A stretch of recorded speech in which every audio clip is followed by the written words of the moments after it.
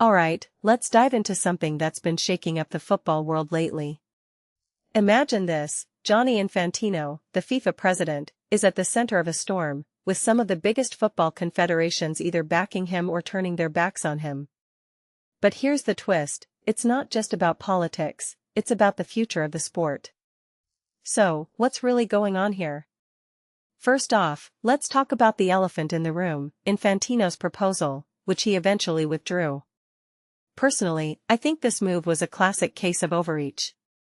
What makes this really interesting is how it exposed the deep divisions within global football governance. On one side, you have CONMEBOL and the Confederation of African Football, CAF, standing firmly behind Infantino.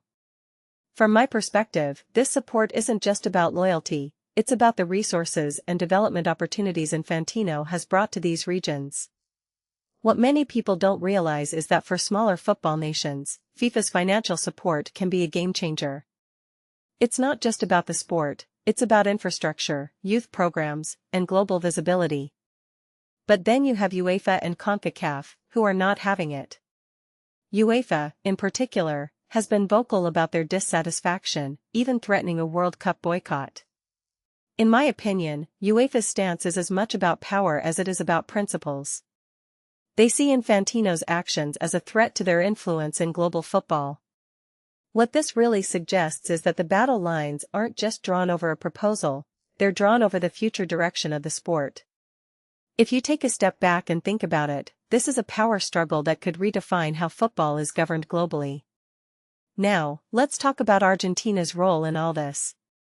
The Argentine Football Association praised Infantino for acknowledging his mistakes, which is a rare move in the high-stakes world of sports politics. What makes this fascinating is the timing. Argentina is set to co-host the 2030 World Cup. In my view, this endorsement is strategic. By backing Infantino, Argentina is securing its position as a key player in FIFA's future plans. It's a smart move, but it also raises questions about whether this support is genuinely about governance or more about self-interest. Meanwhile, CONCACAF's criticism of Infantino is sharp but stops short of a full vote of no confidence. A detail I find fascinating is their statement that Infantino's leadership has stopped putting football first. This raises a deeper question: what does it mean to put football first? Is it about financial growth, player welfare, or the integrity of the game?